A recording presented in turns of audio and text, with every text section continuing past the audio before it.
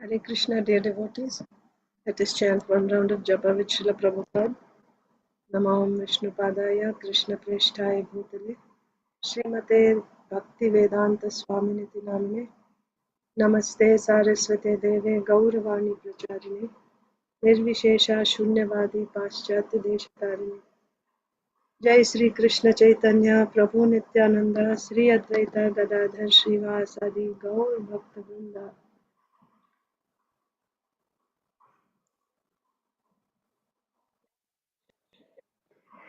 Hare Krishna, Krishna Krishna, Hare Hare, Hare Ram, Ram Ram, Hare Hare. Hare Krishna, Krishna Krishna, Hare Hare, Hare Ram, Ram Hare Hare. Hare Krishna, Krishna Hare Hare, Hare Ram, Ram Hare Hare. Hare Krishna, Krishna Hare Hare, Hare Ram, Ram Hare Hare. Hare Krishna, Krishna Hare Hare, Hare Ram, Ram Hare Hare.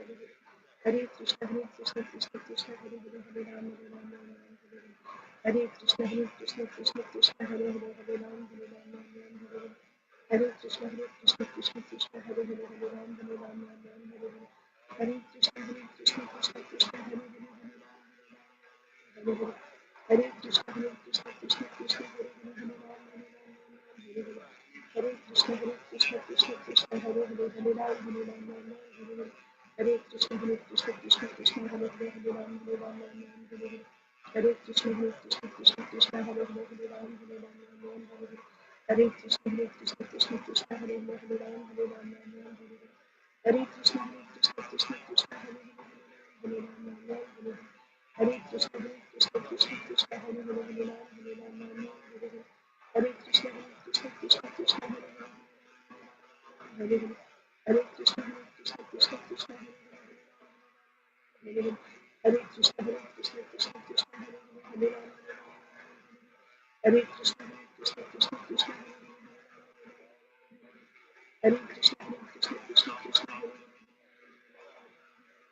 Hare Krishna, Krishna Hare Hare Krishna, Krishna Hare Hare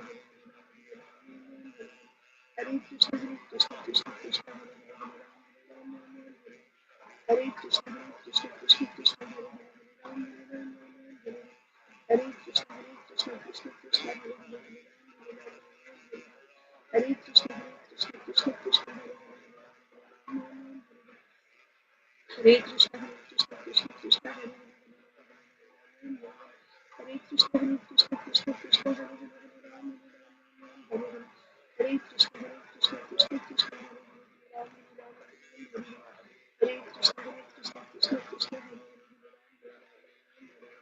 Hare Krishna, Krishna Hare Krishna Hare Krishna, Krishna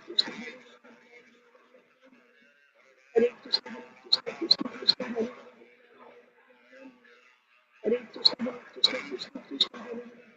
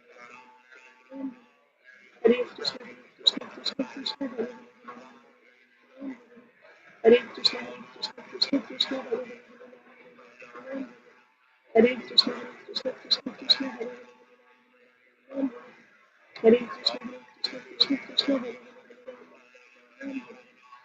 Hare Krishna, Krishna Hare Hare Krishna, Krishna Hare Hare Krishna, Krishna Hare Hare Krishna, Krishna Hare Hare Krishna, Krishna Hare Hare Krishna, Krishna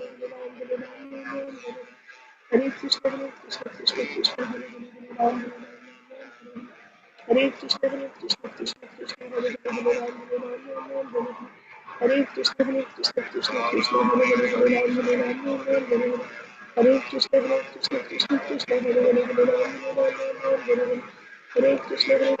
Hare Krishna, Krishna Hare Hare Krishna, Krishna Hare Hare Krishna, Krishna Hare Hare Krishna, Krishna Hare Hare Krishna, Krishna Hare Hare Hare Krishna, Krishna Hare Hare Krishna, Krishna Hare Hare Krishna, Krishna Hare Hare Krishna, Krishna Hare Krishna, Krishna Hare Krishna Hare Krishna, Krishna Hare Krishna, Krishna Hare Krishna, Hare Krishna, Krishna Hare Krishna, Krishna Hare Hare Krishna Krishna Krishna Hare Hare Hare Ram Hare Ram Hare Krishna Krishna Krishna Hare Hare Ram Hare Ram Hare Krishna Krishna Hare Hare Ram Ram Hare Krishna Krishna Hare Hare Ram Ram Hare Krishna Krishna Hare Hare Ram Ram Hare Krishna Krishna Hare Hare Ram Ram Hare Krishna Krishna Hare Hare Ram Ram Hare Krishna Krishna Hare Hare Ram Ram Hare Krishna Krishna Hare Hare Ram Ram Hare Krishna Krishna Hare Hare Ram Ram Hare Krishna Krishna Hare Hare Ram Ram Hare Krishna Krishna Hare Hare Ram Ram Hare Krishna Krishna Hare Hare Ram Ram Hare Krishna Krishna Hare Hare Ram Ram Hare Krishna Krishna Hare Hare Hare Krishna Krishna Hare Hare Ram Hare Krishna Krishna Hare Hare Ram Hare Krishna Krishna Hare Hare Hare Krishna Krishna Hare Hare Hare Krishna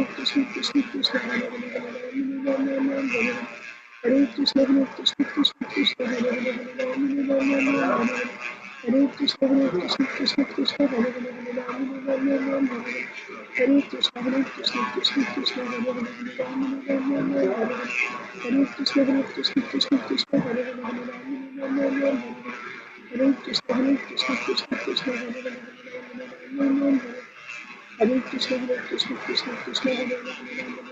Hare Hare Krishna Krishna Hare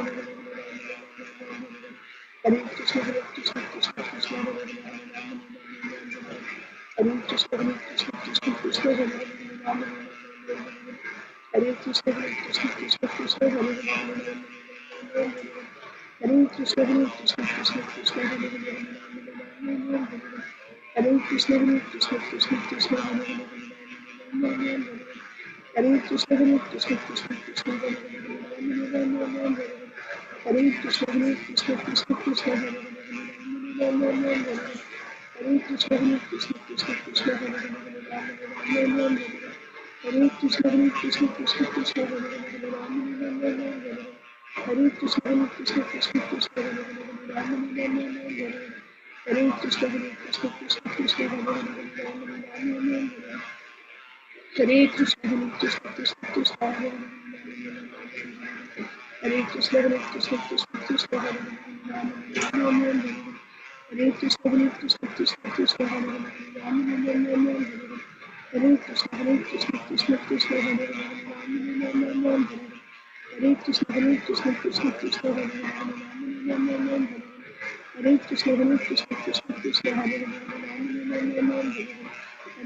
Krishna Hare Krishna Hare Krishna Krishna Hare Krishna Krishna Hare Krishna Hare Krishna Hare Krishna Hare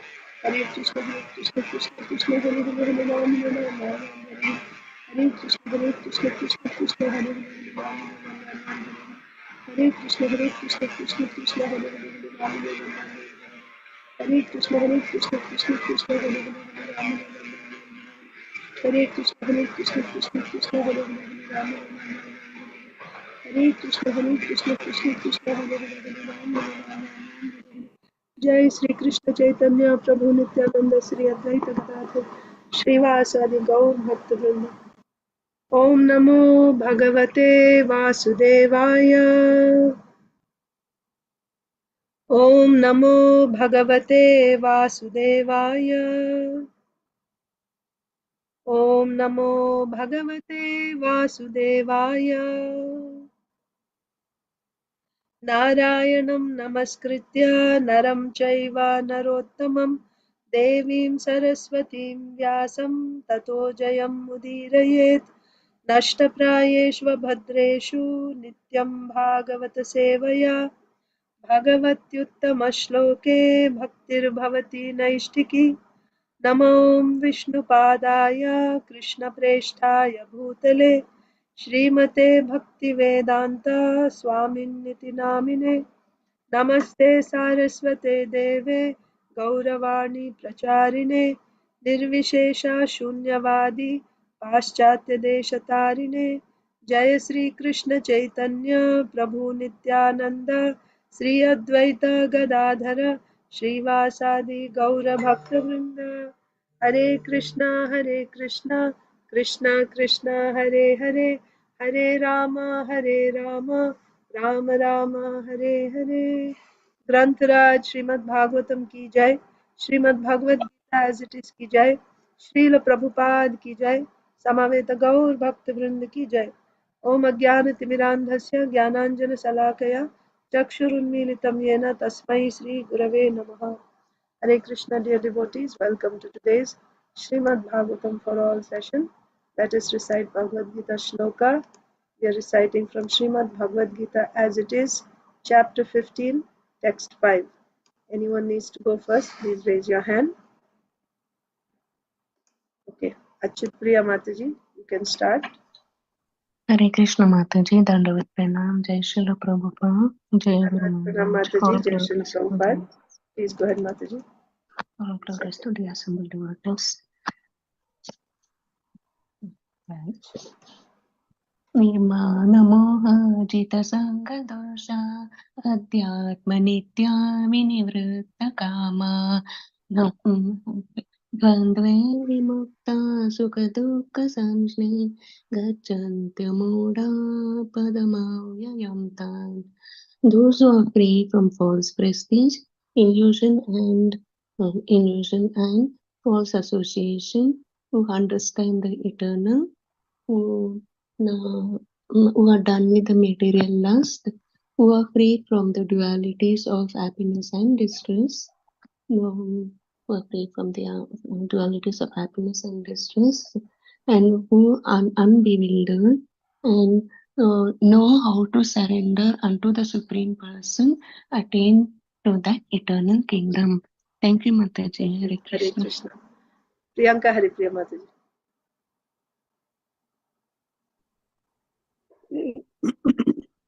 Hare Krishna Mataji, please accept my humble obeisances. All glories to Srila Prabhupada. Please accept my humble obeisances, Mataji. Jai Shri Prabhupada. Yeah. Nirmana moha jita sanga dosha adhyatma nitya vinivritta kamaha dvandai vimuktaha sukha dukkha sangai gachanti amuraha padamavyam tat. Those who are free from false prestige, illusion, and false association, who understand the eternal, who are done with material lust, who are freed from the dualities of happiness and distress, and who, unbewildered, know how to surrender unto the Supreme Person, attain to that eternal kingdom. Thank you. Hare Krishna. Saujanya Mataji. Hare Krishna Mataji. Hare Krishna Pragya.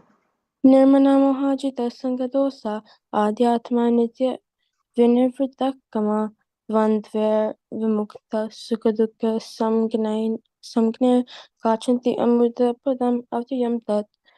Those who are free from false prestige, illusion, and false association, who can understand the eternal, who are done with material lust, who are freed from the dualities of happiness and distress, and who unbewildered know how to surrender to the Supreme Person to attain the eternal kingdom. Hare Krishna. Hare Krishna.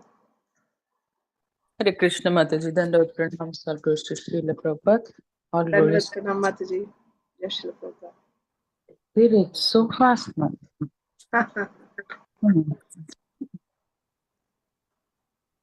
Nirmana moha jita sanga dosha adhyatma nitya vinivritta kama dvandher vimukta sukha dukkha sangai gachanti amuda padamavyayam tat. Those who are free from false prestige, illusion, and false association, who understand the eternal, who are done with who are done with material lust, and who are freed from the dualities of happiness and distress, and who, unbewildered, know how to surrender unto the Supreme Person, attain to that eternal kingdom. Hare Krishna. Hare Krishna. Thank you. Krishna Shish.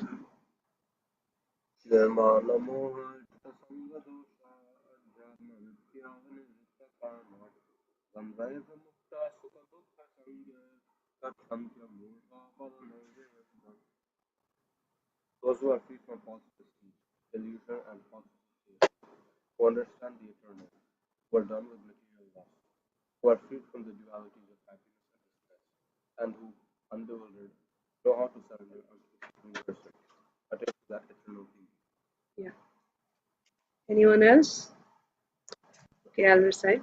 Srimad Bhagavad Gita as it is, chapter 15, text 5. Nirmana moha jita sanga dosha adhyatma nitya vinivritta kama dvandvair vimukta sukha dukkha sangair gacchantya mudha padamavyayam tat.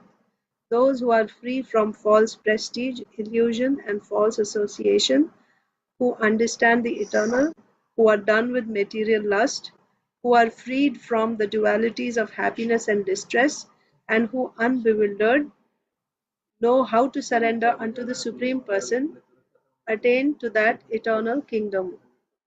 Okay, let's read Srimad Bhagavatam.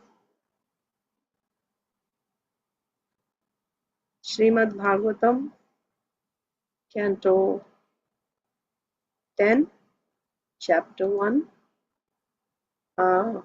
Commentaries by Acharyas. So we'll just continue reading. It was actually Inba's turn. She's not here. So Krishna Shish, you can read next person. 1 second.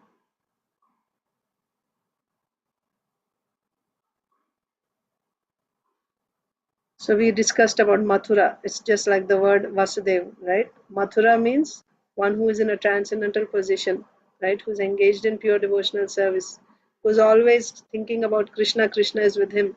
So then his situation is called Mathura. Okay? So there's the place Mathura, but also if anyone is always Krishna conscious, he is Mathura. So you meet such a person, you are going to Mathura. Okay. Next, Krishna Shish. The Sukadeva Goswami has addressed Maharaj Parikshit as Tata, or beloved son. This is due to parental love in the heart of Sukadeva Goswami. Thus Krishna was soon coming as the son of Vasudeva and Devaki. Out of parental affection, Sukadeva Goswami addressed Maharaj Parikshit as Tata, my dear son. In the Vishwakosha dictionary, the word Garbha is explained. Garbho Gune Ardhake Kukshav. Ityadi. When Kamsa was about to kill Devaki, Vasudeva wanted to dissuade him by the diplomacy of Sama and Deva. Sama means pacifying. Vasudeva wanted to pacify Kamsa by indicated. indicating relations, gain, welfare, identity, and glorification. Reference to these five concerns constitutes Sama, and Vasudeva's presentation of fear in two situations, in this life and the next, is called Vihita. Thus, Vasudeva used both Sama and Veda to pacify Kamsa. Praising Kamsa's qualifications was glorification, and praising him as a descendant of the Bhoja appealed to Sambandha, the relationship. Speaking of your sister was an appeal to identity. Speaking about killing a woman raises questions about payment and arousing fear of the simple act of killing one's sister during her marriage ceremony is an aspect of Veda. The Bhoja dynasty refers to those who were simply interested in self-gratification and were therefore not very aristocratic.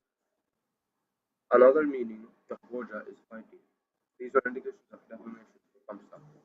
When Vasudeva addressed Kamsa as Dina Vatsala, this was excessive praise. Kamsa would accept gifts as a form of revenue from his poor constituents, and therefore he was called Dina Vatsala. Vasudeva knew very well that he could not by force rescue Devaki from the imminent danger. Devaki was actually the daughter of Kamsa's uncle, Therefore, she is described as Suhrit, meaning relative. It is stated that Kamsa refrained from killing his close relation, Devaki, because if he had killed her, a great fight would have ensued among the other members of the family. Kamsa refrained from provoking this great danger of a family fight, for it would have caused many persons to lose their lives. Yes. Okay. Let me quickly go over this paragraph. So Sukadeva Goswami is addressing Parikshit Maharaj as Tata. Now, which verse is that?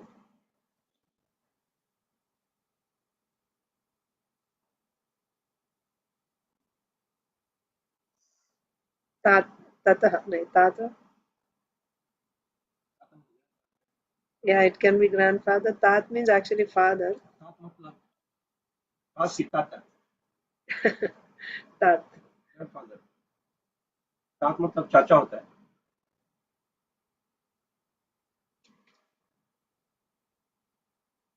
Mataji, Telugu we say Tata for grandfather. Yes, but in Sanskrit, Tat means father, and that's why Tat, it's not Tata. Tata and Tat is two different things. So here, see, Tata. Tata, it's called O beloved son, right? So it's out of affection, right? Sometimes don't we say like Nana in Telugu? Nana means my father, but actually Yes. you're addressing your son out of affection, like that. So he's saying Tat. Tat means father, right? But he's saying, oh my beloved son. That means it just shows great affection. Right? When you call your child Nana or father, that means great affection is being shown. That's what it is. So, in this verse, um, Sukadev Goswami is calling Parikshit Maharaj Tata. Of course, if you see by age calculation, Parikshit Maharaj is much older than Sukadev Goswami. Sukadev Goswami is 16 years old, Parikshit Maharaj is 60, over 60 years old at this time. So that way you can say Tat means father. But actually, the position of Parikshit Maharaj and Sukadev Goswami is what? Sukadev Goswami is in the position of a spiritual master. Parikshit Maharaj is in the position of a disciple. So, what is the relationship between spiritual master and disciple? Spiritual master is father, and the disciple is the son. Still, Sukadev Goswami is addressing his disciple Parikshit Maharaj Tata. That means here the translation is given Tata means, oh my son, my dear son, my beloved son. So that what you are supposed to note from this Tata is great affection, right? Sukadeva Goswami is addressing Parikshit Maharaj as Tata. That means, oh beloved son. Why he is doing this? Due to parental love in the heart of Sukadeva Goswami. The spiritual master's relationship with the disciple is always like a father, right? He has great affection for the disciple, like a father having affection for his child, for his son, like that. So, because Krishna was soon coming as the son of Vasudeva and Devaki, Krishna is going to come. So, why Parikshit Maharaj, Sukadeva Goswami is feeling this affection? Now he is beginning the 10th canto. So we are now discussing the first chapter. So this is prelude. Before Krishna appeared, what happened? So now very soon, Krishna is going to appear. Okay. So Sukadeva Goswami is feeling a great affection for Parikshit Maharaj. Is it because Parikshit Maharaj appeared? Well, Parikshit Maharaj is a devotee of Krishna. Because Krishna was soon coming as the son of Vasudeva and Devaki, out of parental affection, Sukadeva Goswami addressed Maharaj Parikshit as Tata, my dear son. So he's just very, very happy, blissful that Krishna is going to come. So then, naturally, when you're happy, you're also very affectionate, aren't you? So he's showing his affection to Sukadeva Goswami, to Parikshit Maharaj, calling him, "Oh, my beloved son." Okay. Then the next verse.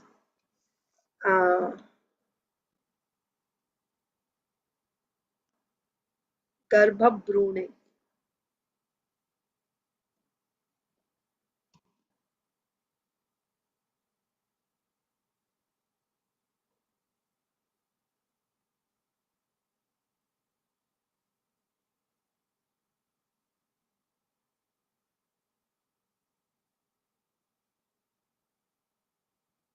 Anyway, let's just continue reading this.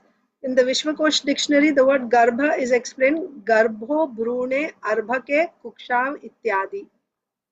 When comes so bruna means the embryo in the womb. Garbha means the embryo. Garbha means the womb. Bruna means the embryo in the womb. So garbho brune arbhake kukshav ityadi. When Kamsa was about to kill Devaki, Vasudev wanted to dissuade him by diplomacy of Sama and Bheda. Okay, so this we will see in detail in the 7th canto. This is the teachers of Prahlad Maharaj, Shanda and Amarka. They were trying to teach Prahlad Maharaj how to subdue your enemy, how to take control. So you adopt the method of Sama, Bheda, Danda, like that. So there are 4 actually. I'm forgetting the 3rd one, but there's 4. So here Vasudev also is using that diplomacy of Sama and Bheda. What is Sama? Sama means you try to pacify, you try to give them some, try to pacify. Okay, Sama means pacifying. How Vasudev is trying to pacify Kamsa? By indicating relations, gain, welfare, identity, and glorification, right? So you offer various gifts, rewards, and try to pacify the enemy and try to subdue him. First, you try that way, right? Like it is said, carrot and stick. First, you show the carrot. If that works, then there's no need to use the stick. So you have to bring the enemy under your control. So first, you try to pacify him by offering him, some post, a good position, or some rewards, or some wealth, some glorification. Give him some identity. Pacify him. Make him happy by giving him some, offering him these different things. This is Sama. Pacifying Vasudev. Vasudev was pacifying Kamsa by indicating relations, gain, welfare, identity, and glorification. Reference to these 5 concerns constitutes Sama. So specifically, what is being offered? Relation, gain, welfare, identity, and glorification. These 5. So reference to these 5 constitutes Sama. And Vasudev's presentation of fear in 2 situations. So when that doesn't work, you try to give them some gifts, and if that doesn't work, then you try to create some fear, like you'll get a sinful reaction if you do this, or you will lose your fame, like that. So creating fear, both in this life and in the next. In this life, you lose your name, right? Like uh, you are the best of your family, and now if you do such a sinful act of killing a woman, then all your name is going to be spoiled, right? So that is in this life. Next life, oh, it is a sinful activity. According to scriptures, it is condemned to kill a woman, that to your sister, on her wedding day. If you commit this sinful activity, and just simply for the sake of protecting your life, you want to kill a woman, you want to commit this sinful activity, then what is going to happen in future? This life, anyway, you cannot save. You're going to die anyway, one way or the other. But the result of this activity, you will be suffering in future. Okay, so there's creating fear both in this life and the next. This is called Bheda. Okay, Bheda means creating fear. Sama means offering some, uh, pacifying someone by indicating relation, gain, welfare, identity, and glorification. Right?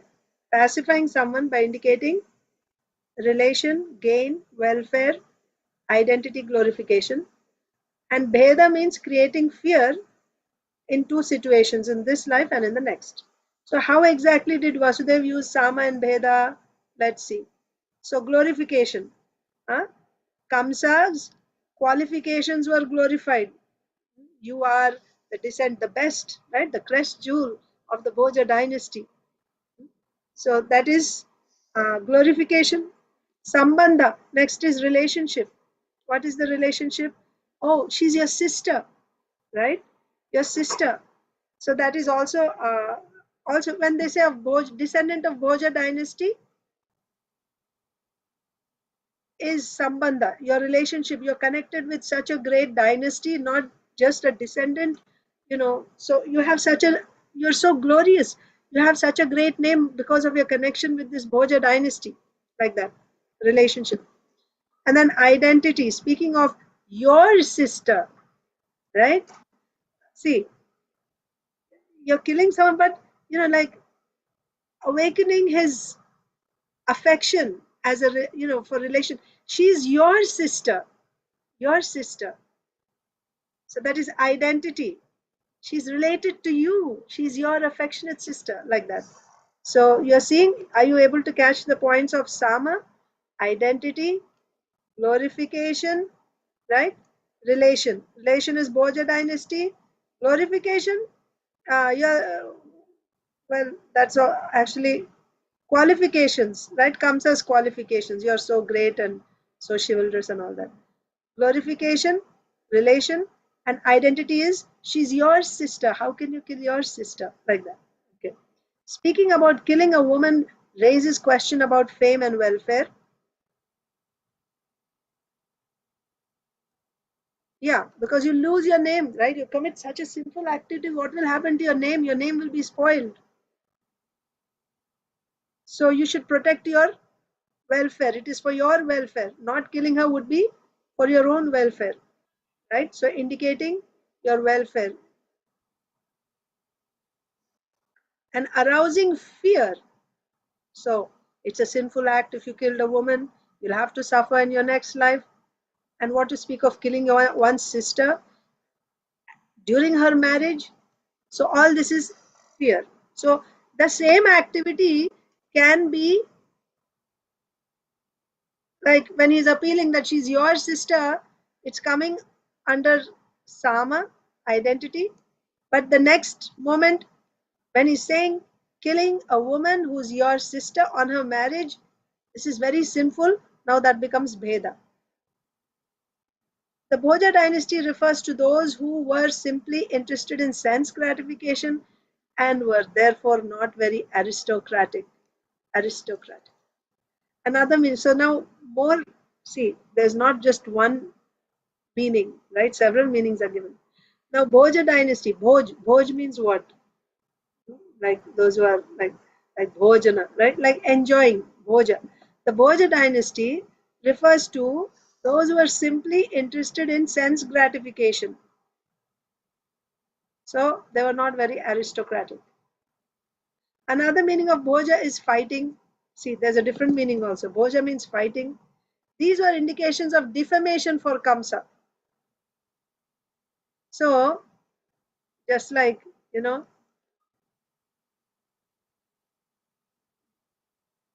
Vasudev was offering glorification to Kamsa, but that can actually, there will have another meaning which is actually showing what a ruthless and useless person Kamsa is, right?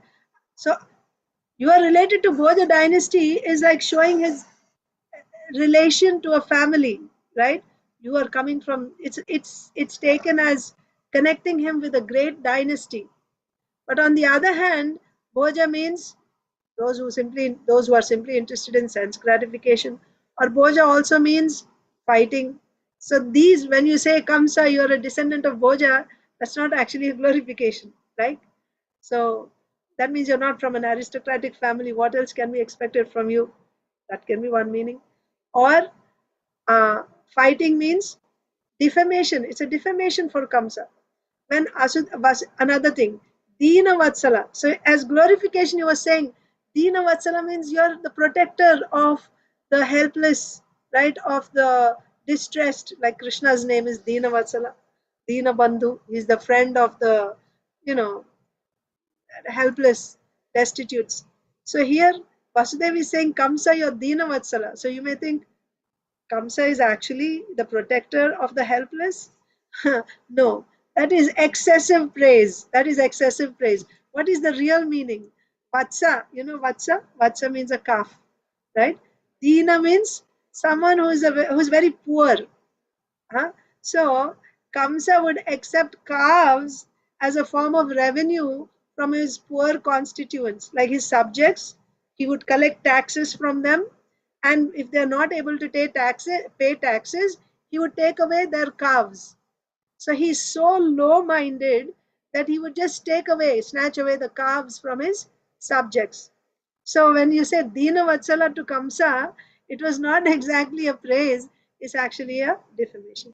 So he was called Dina Vatsala, right? You're so poor-minded.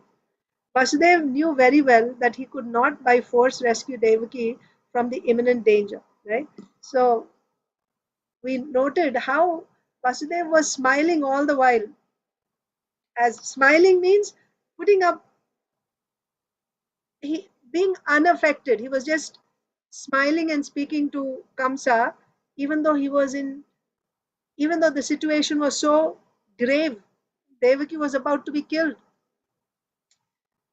Vasudev knew very well that he could not by force rescue Devaki from the imminent danger. If he said, "Stop this, you cannot do," and if he just, went to fight with Kamsa, would he be able to defeat Kamsa and protect Devaki? No. Vasudev understood this. Devaki was actually the daughter of Kamsa's uncle. Who is Devaki's father? Devaka. Devaka and Ugrasena were brothers. Kamsa is Ugrasena's son. So Devaki is the daughter of Kamsa's uncle, and therefore she is described as Suhrit. She is a relative, right? Suhridam Sarva Bhutanam. I'm the best well-wishing friend of all living entities, Krishna says, right? So Suhrit means a well-wisher or a relative. So Devaki is your relative. It is stated that Kamsa refrained from killing his close relation Devaki because if he had killed her, a great fight would have ensued among the other members of the family. So again, he is appealing, Vasudev is appealing to Kamsa on the basis of his relation to Devaki. She's your sister, she's your relative. If you kill your relative, you're going to provoke the anger of the other family members. They will all come and fight with you. A great fight would have ensued among the other members of the family. Kamsa refrained from provoking this great danger of a family fight, for it would have caused many persons to lose their lives. So that also can be like a bheda, right? A fear that is created, like by simply saying Suhrit, Devaki is Suhrit, she's your relative. That means so much meaning is there behind that. So let's continue reading. Next paragraph.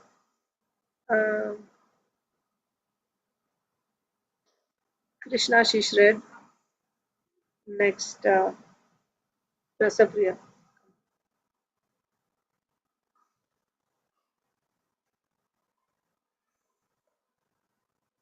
Formerly.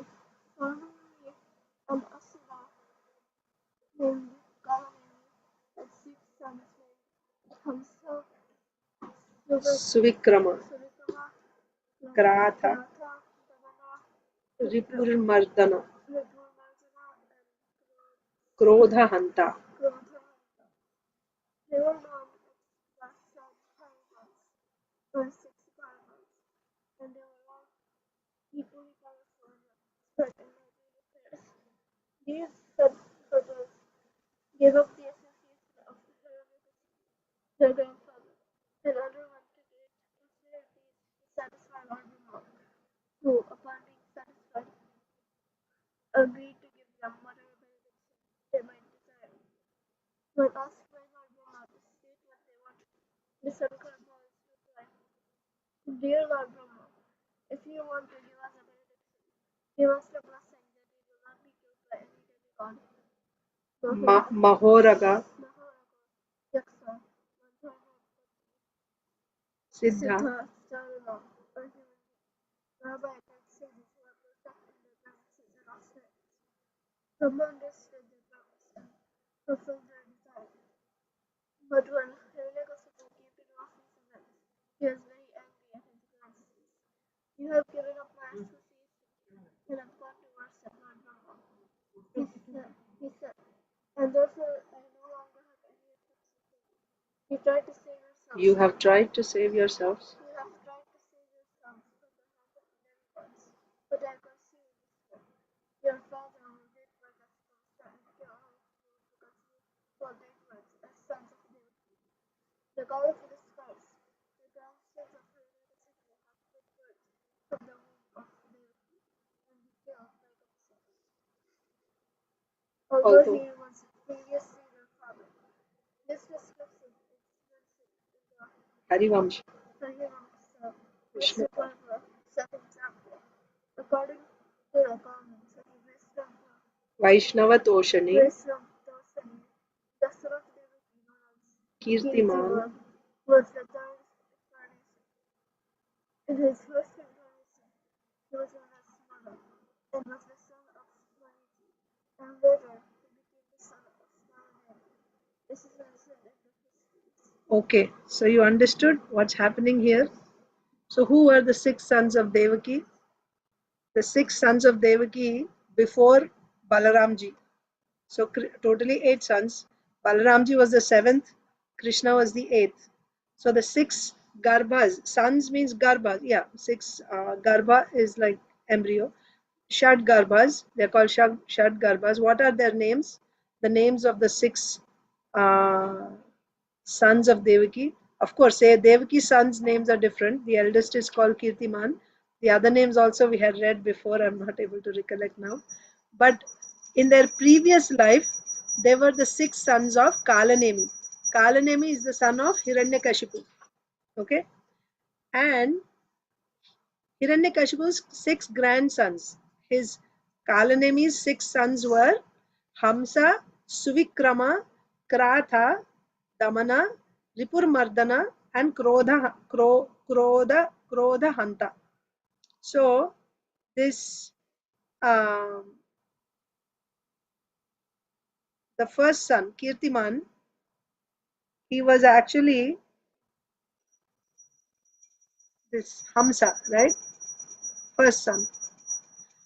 That was the second birth of these 6 Shadgarbhas. Before this, I think I mentioned this before, but when Lord Brahma was creating the universe means his sub-creation. So Lord Brahma first created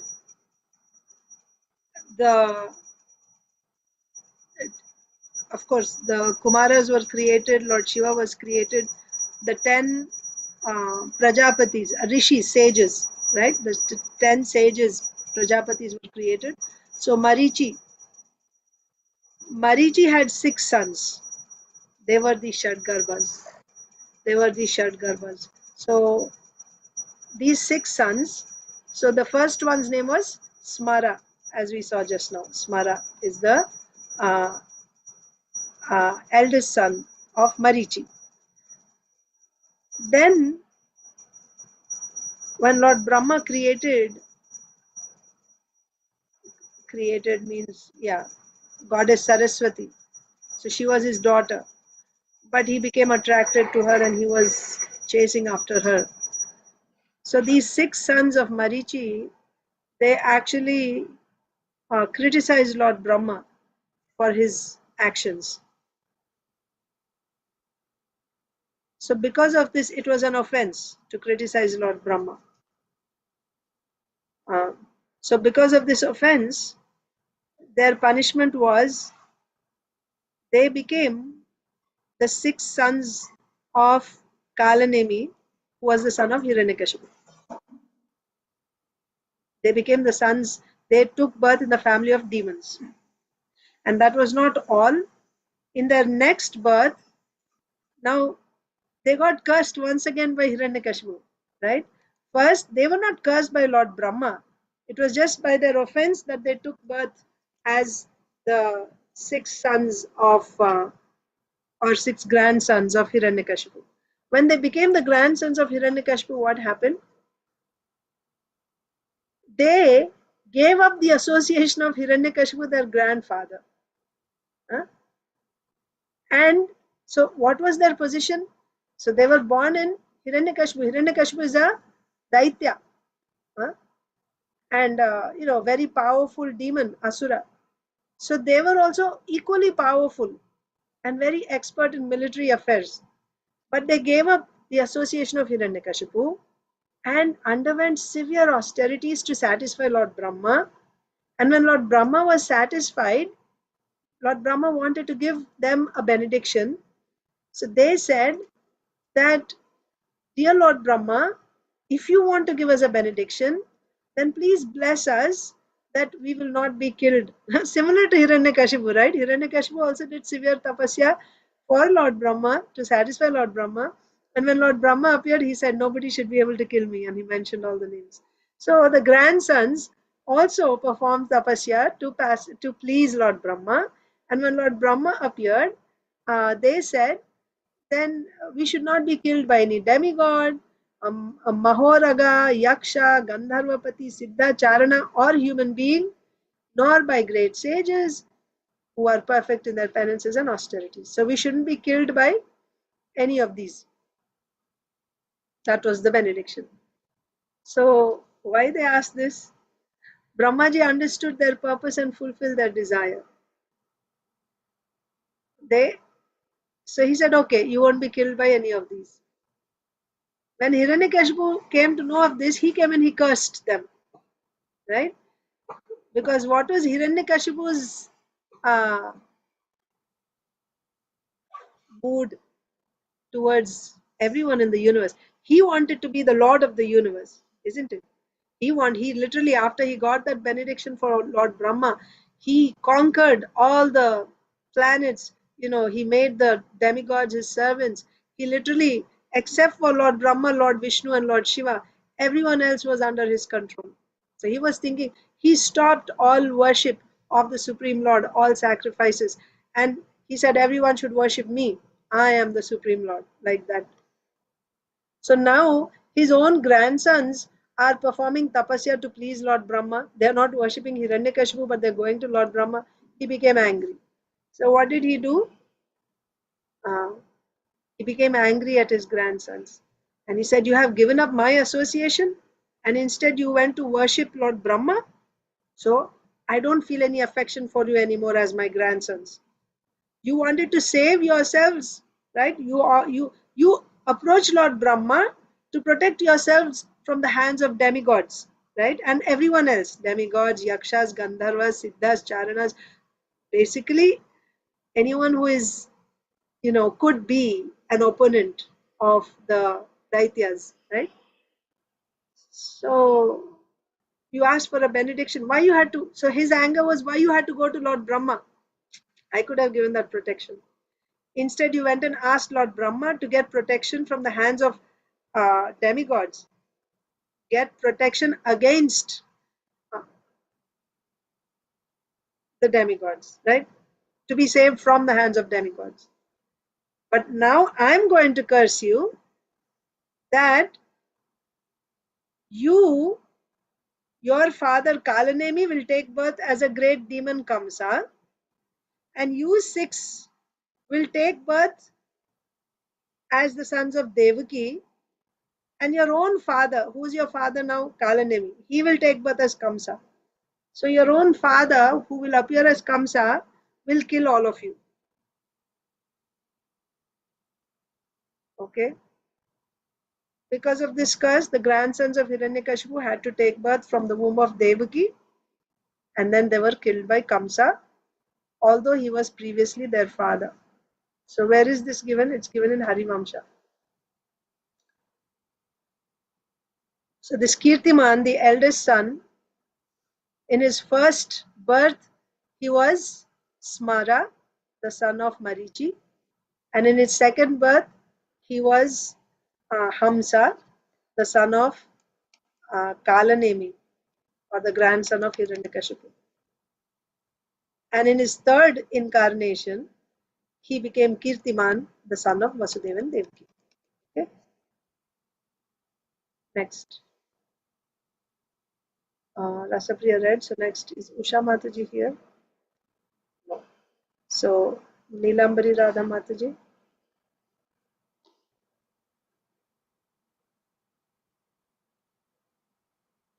Are you able to read?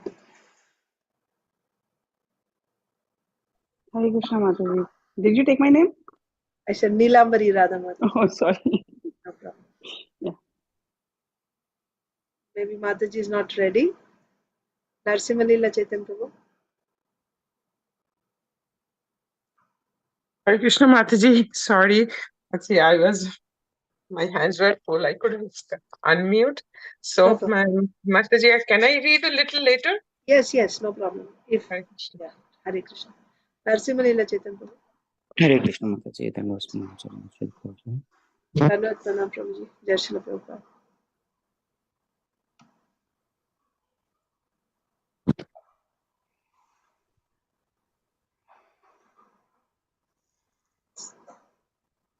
An additional verse in this chapter of Srimad Bhagavatam is accepted by the Madhvacharya Sampradaya, represented by Vijayadwaja Tirtha. The verse is as follows. Atha kamsam upaghamya narado brahmanandana ekantam upasangamya vakyam jetat uvachaha. Translation. Thereafter, Narada, the mental son of the Lord Brahma, approached Kamsa and in a very solitary place informed him of the following news. The great saint Narada, descended from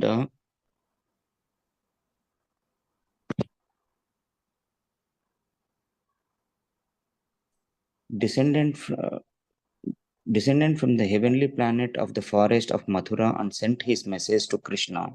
When the messenger approached Kamsa and informed him of Narada's arrival, Kamsa, the leader of the Asuras, was very happy and immediately came out of his palace and to receive Narada, who was as bright as the sun, as powerful as fire, and free from all tinges of sinful activities. Kamsa accepted Narada as his guest, offered him respectful obeisances, and gave him a golden seat, brilliant like the sun. Narada was a friend of the king of heaven, and thus he told Kamsa, the son of Ugrasena, my dear hero, you have satisfied me with a proper reception, and therefore I shall tell you something secret and confidential. While I was coming here from Nandakanana through the Chaitra forest, I saw a great meeting of the demigods who followed me to Sumeru Parvata. We traveled through the many holy places, and finally we saw the holy Ganges. While Lord Brahma was consulting the other demigods at the top of the Sumeru hill, I was also present with my stringed instrument, the Veena. I shall tell you confidentially that the meeting was held just to plan to kill the Asuras, headed by you. You have a younger sister named Devaki, and it is a fact that her 8th son will kill you. Harivamsa Vishnu Parva 1.2 to 1.6. Thank you, Raji. Thank you. Yeah. So there is another verse according to the Madhvacharya Sampradaya in the Srimad Bhagavatam. There's one more verse. This is that verse. The translation is, thereafter, the mental son of Lord Brahma approached Kamsa, who is the mental son Narad Muni. That means Narad Muni is born from the mind of Lord Brahma. So the mental son of Lord Brahma, Narad Muni, approached Kamsa and in a very solitary place informed him of the following news. What is that?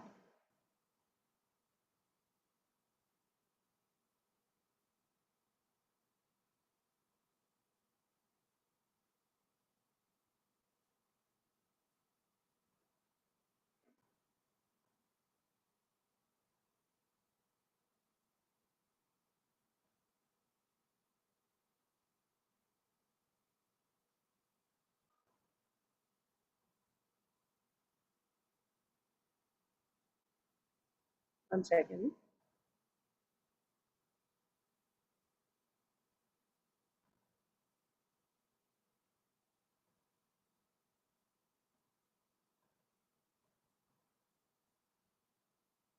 So Kamsa agreed, right, to Vasudeva that okay. So then when Kirtiman was brought, after that, so Kirtiman was given.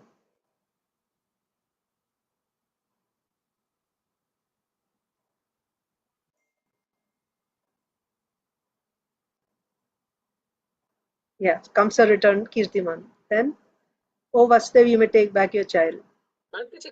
He cannot hear anything. Yeah, I'm not really reading. I'm just I'm just going down, trying to catch the verse. Okay. So yeah, it's not a Okay, I was continuation. thinking somebody is saying something. Okay, No. okay. Yeah. So Kamsa returned the Kirtiman that was brought by Vasudev, right? I'm seeing when Narad Muni comes. This one. The inhabitants of Vrindavan headed by Nanda Maharaj. Who is saying all this? This is said by Narad Muni, right? See, the inhabitants of Vrindavan headed by Nanda Maharaj and including his associate cowherd men and their wives were none but denizens of the heavenly planets.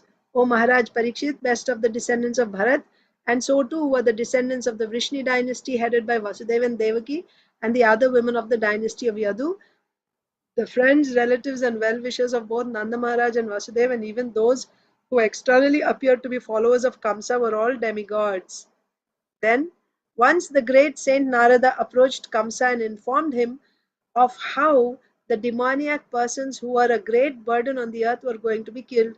Thus, Kamsa was placed into great fear and doubt. This is the verse. So, what is being said here? An additional verse is there, which comes. When does this verse come? Thereafter, Narada, the mental son of Lord Brahma, approached Kamsa and in a very solitary place informed him of the following news. So, what is that news? Narad Muni informed him of this news of how the demonic persons who were a great burden on the earth were going to be killed. Etat Kamsaya Bhagavan Chashamsabhyetya Naradaha Bhumer Bharaya Mananam Daityanam Cha Vadhodyamam. Okay, so Narad Muni informed this. So this verse is saying, thereafter Narada, the mental son of Lord Brahma, approached Kamsa and in a very solitary place. So after what? Thereafter means after what?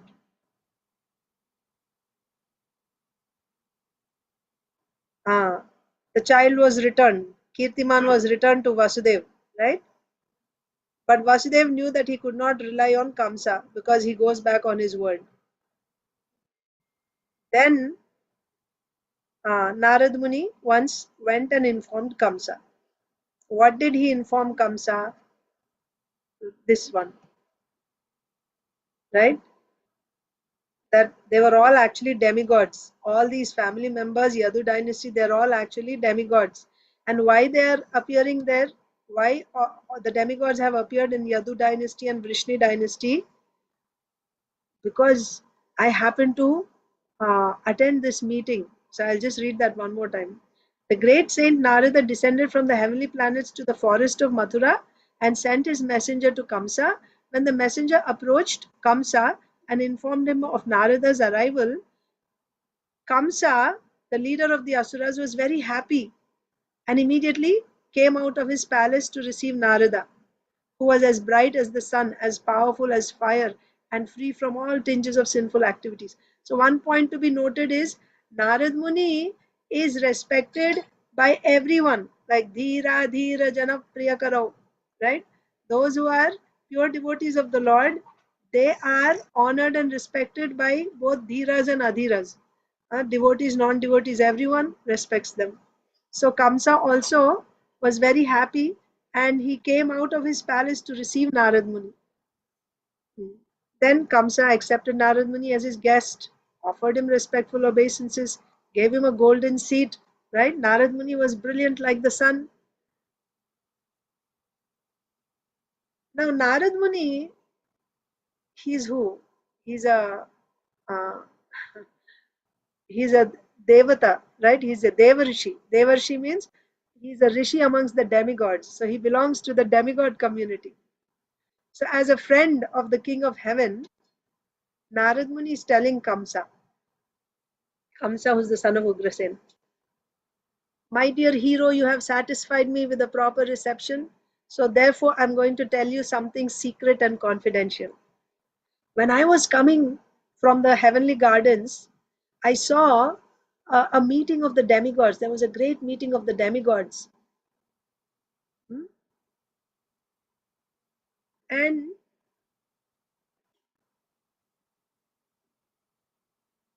they followed me to Sumeru Parvat. So these demigods followed me to Sumeru Parvat. And we traveled through many holy places. And finally we came to the Ganges. And Lord Brahma was consulting with other demigods on top of Sumeru mountain. And at that time I was also present. And I was listening to this confidential talk. The purpose of this whole meeting was to plan how to kill asuras headed by you. So this whole meeting was meant for you, how to kill you. So you have a younger sister called Devaki. Her 8th son is actually going to kill you. This was planned there. So where is this whole information given? Again in Harivamsha. Then the last paragraph. So Narsimhalila Chaitanya Prabhu, others are there. Suraj Purti, Mataji. No, Mataji. Nobody is there. Neelamri Radha Mataji, you are able to read? Not yet, Mataji. Not ready yet. So I'll just go to Priyanka Haripriya Mataji.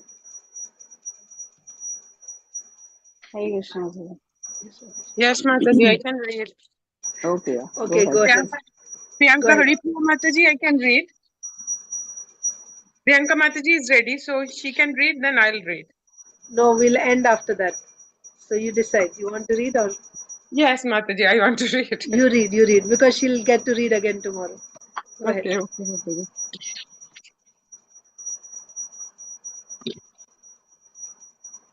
So, no one can blame. No one can blame. Hare Krishna Mataji, Dandavat Pranam, Jai Shri Prabhupada. No one can blame Naraji for encouraging Kamsa to kill the sons of Devaki. The Saint Narad is always a well-wisher for human society. He wanted the Supreme Personality of Godhead Krishna to descend to this world as soon as possible, so that the society of demigods would be pleased and would see Kamsa and his friends killed by Kamsa. Krishna. Sorry. His friends killed by Krishna. Kamsa would also attain salvation from his nefarious activities, and these two would very much please the demigods and their followers. And these two would very much please the demigods and their followers. Srila Vishwanath Chakravarti Thakur remarks in this connection that Narad Muni sometimes did things that were beneficial to the demigods and the demons simultaneously. Sri Veeraraghava Acharya, in his commentary, has included the following half verse in this regard. Ashura Sharva Evaita Loko Padrava Karinaha. Ashura Sharva Evaita Loka Padrava Karina. Asuras are always disturbing elements for human society. Thus, end the Bhakti Vedanta purport of the 10th canto, first chapter of Srimad Bhagavatam, entitled The Advent of Lord Krishna, Introduction. Thank you. Mataji. Hare Krishna. Hare Krishna. So here you may get a question. Narad Muni is instigating Kamsa to kill Devaki's children because Kamsa sent back Kirtiman. So there's more things that Narad Muni said. He said that, the counting can vary, right? You are thinking the first one is the 8th child. You have fear only from the 8th child. You'll only kill the 8th child. You're sending the others back. Any one of them can be the 8th child, right? So it can be first can be 8th one, second can be 8th. You never know. That means he's actually telling Kamsa you should kill. Anyone can be means what? You're thinking you'll kill the 8th one, maybe the first one is the 8th one. Kill him now. Why did he send back like that? So here you may get a question, how could Narad Muni, a devotee, do this? So he's actually doing it, his instigating Kamsa, the main purpose is he's eager for Krishna to come. He's simply being an instrument of Krishna's mission, right? So he was very eager for Krishna to come. He was very eager for Krishna to come. He wanted to speed up the process. So that is why. Only when Kamsa would kill the first 6 babies, would then Lord Balaram come and then Krishna would come. So that's why. And also his activities were beneficial both for the demigods. He's a Devarshi. The demigods wanted, all the demons to be killed. So his activities were favorable to the demigods because Kamsa would be killed by Krishna's appearance. But it was also beneficial to the demons. How? When Kamsa is killed by Krishna, what will happen to him? He'll get liberation. All his sinful activities would be stopped. So his activities were beneficial both for the demigods as well as for the demons. So there's a lot more discussion on these verses, but we just simply skimmed on, through. Maybe another time we can discuss in detail. I mean, just understand this first chapter, after giving all the purports, Srila Prabhupada is again going over the commentaries of the Acharyas at the end. That itself should tell us how important is this chapter, right? So I know I didn't do justice at all, whatever little here and there. But yeah, maybe another time we can study this chapter in much detail. Okay. So Hare now, Krishna Mataji. Mataji, yes, can you please explain the Bhoja once again? I couldn't understand. I hear properly. Bhoja Bhoja, dynasty. Bhoja dynasty. Yeah. Okay. So here the point is, Vasudev is trying to pacify Kamsa. The point is Kamsa wants to kill Devaki. Vasudev has to stop Kamsa from killing Devaki. So he adopted Sama and Bheda techniques that are adopted when you want to subdue your enemy. So Sama means you're trying to pacify the enemy by giving him either some gifts or giving some post or position, by glorification, by appealing to his identity, like through relationship, like that. So 5 things are mentioned there in Sama. So one of them is relationship. So Vasudev, using the Sama technique, is calling Kamsa that you are a descendant of the Bhoja dynasty.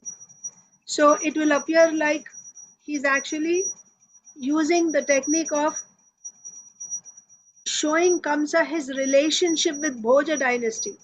Bhoja dynasty is so glorious and you are a descendant of that dynasty. This type of activity does not befit someone who is belonging to Bhoja dynasty, right? So that means it's like a glorification, or you can say it's like a relationship. Here Srila Prabhupada mentions relationship. By relating Kamsa with Bhoja dynasty, because Bhoja dynasty is so great and you are a descendant from that dynasty, you cannot kill Devaki. Because this activity of killing a woman is not at all befitting a member of the Bhoja dynasty. That's one explanation through Sama. But although it appears like a glorification, to pacify Kamsa, Bhoja, the word Bhoja has other meanings. What are the other meanings? One meaning is Bhoja means those who are simply interested in sense gratification, right? Bhojas, like those who are interested only in sense gratification. That means Bhoja dynasty members, anyone who's belonging to Bhoja dynasty, they are not of very high class. Who are high class? Rajarshis are high class. Rishi means what? He's not interested in sense gratification. He is interested in transcendental advancement. So Rajarshi would be a high class. Bhoja dynasty, they're simply interested in sense gratification. And you're a descendant of Bhoja dynasty. That means you're not an aristocratic person, you're not a high class person. What else can be expected from you other than this type of low class activity? So this is the other meaning. Although Kamsa, Vasudeva is saying to Kamsa, you are from the Bhoja dynasty, the other meaning would be you are actually from a low class, not a very high class family. That's why this type of activities is seen in you, like that. And another meaning of Bhoja, Srila Prabhupada writes, there is fighting. So, so there it is said that, let me check that meaning, where what Srila Prabhupada says about fighting.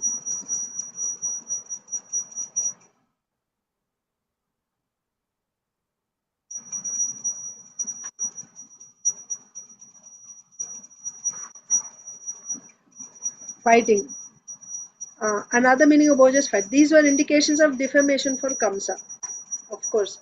So, I mean, Srila Prabhupada didn't give any meaning for fighting specifically, but that means Bhoja dynasty means people who are always interested in fighting, Bhoja dynasty, the fighters, like, so what else? That means you are only interested in violence and things like that, fighting, Bhoja.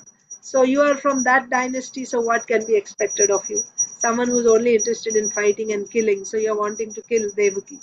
Or the other meaning would be for those who are interested only in sense gratification. So this is like the other side.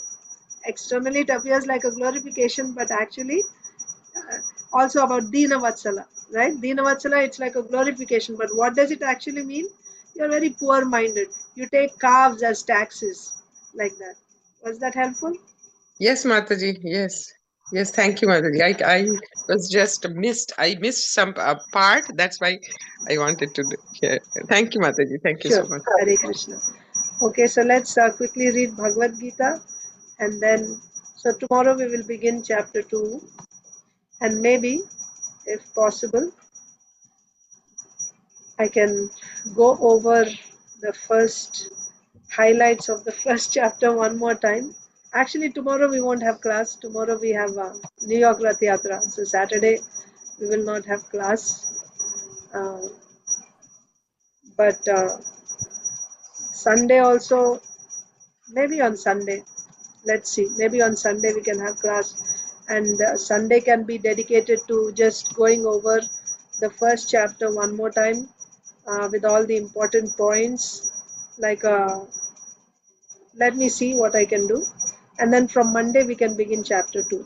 Okay. So let's read Bhagavad Gita. The first chapter itself. I know you just said that I tried my best. I didn't go in that much detail, but I felt, I don't know about others, I was like, oh my God, there's so much details in this, and every day was just one shloka. You were giving us all the explanation. It was not like repetitive. It was more like, how come there's so much in this? And now, if that itself is not detailed, then this itself is like one canto. Yeah. Yeah. Yeah. And then there are even the explanations which I will be giving will be from the commentaries of one Acharya. And then there are so many Acharyas who have given so many commentaries. So it's vast. The 10th canto is vast. No problem. Sure. Okay. So let's read Bhagavad Gita. Srimad Bhagavad Gita as it is, chapter 2, text 36. Please repeat. Avachya vadamscha bahun vadishyanti tavahitaha निन्दन्तस्तव सामर्थ्यं ततो दुःखतरं नु किम्. Your enemies will describe you in many unkind words and scorn your ability. What could be more painful for you? Purport by Srila Prabhupada. Lord Krishna was astonished in the beginning at Arjun's uncalled for plea for compassion, and he described his compassion as befitting the non-Aryans. Now, in so many words, he has proved his statements against Arjun's so-called compassion. So this is like a concluding statement. Uh, that if you think by not fighting, uh, you'll become a great person, you'll become a sadhu, everyone will glorify you. That's not what is going to happen.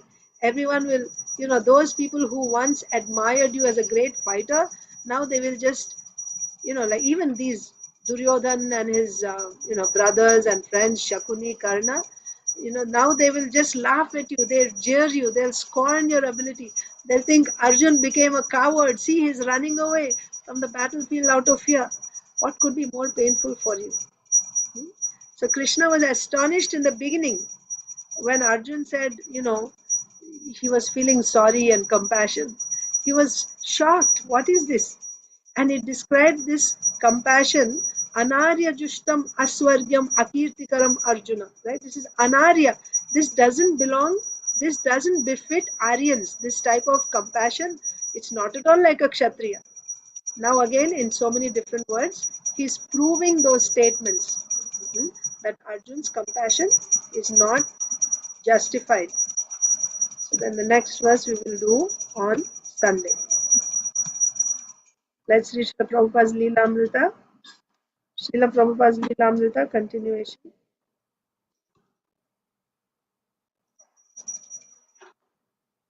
So you see, we saw yesterday how two boys, what were their names? Don and Raphael, they would sleep in the storefront at night, and they would even allow any passers-by who wanted to spend the night there, he would allow them. They would allow them, and Prabhupada would be in his apartment. Prabhupada, and in the morning they would, they would probably sit in the class and take some prasad and they would go away. And also these two boys were not really serious, not, like following regulative principles or anything. But while they were in the temple, they had to follow. Like really liberal. Prabhupada usually stayed in his apartment. Occasionally, he might look out his window and see through the back windows of the storefront that the light in the closet-sized bathroom had needlessly been left burning. Coming down to ask the boys to turn it off and not waste electricity, he might find a few boys lying on the floor talking or reading. Prabhupada would stand gravely, asking them not to leave the light on, stressing the seriousness of wasting Krishna's energy and money. He would stand dressed in khadi, that coarse handloom cotton woven from hand-spun threads, a cloth that to Americans appears somewhat exotic. Even the saffron cloth of Prabhupada's dhoti and chadar was exotic, produced from the traditional Indian dye. It was a dull, uneven color, different from anything Western. After Prabhupada turned off the light, the boys seemed to have nothing to say and nothing more appropriate to do than look with interest at him for a long, awkward moment.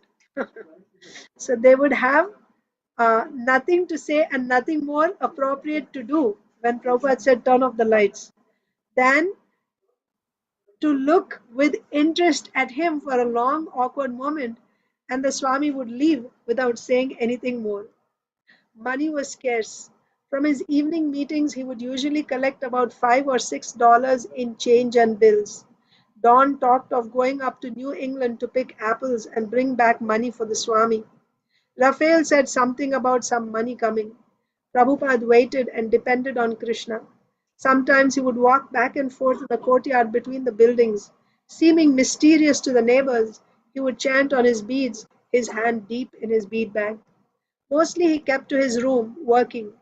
As he had said during a lecture when living on the Bowery, I'm here always working at something, reading or writing, something, reading or writing, 24 hours. His mission of translating Srimad Bhagavatam, of presenting the complete work in 60 volumes of 400 pages each, could alone occupy all his days and nights.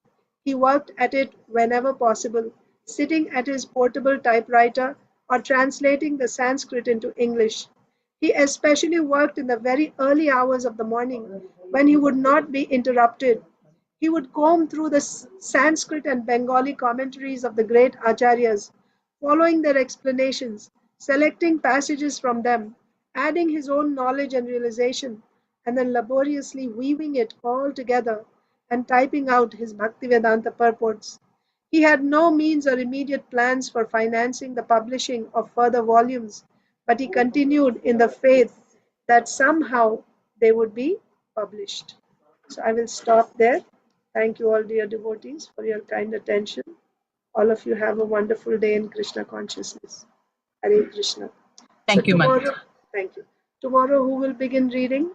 Narsimha Chaitan Prabhu read. Priyanka Mataji will begin reading, right? Priyanka Mataji will begin reading. You mean Sunday? Sunday, not tomorrow. Tomorrow we won't have class. Sunday. Hare Krishna. Hare Krishna.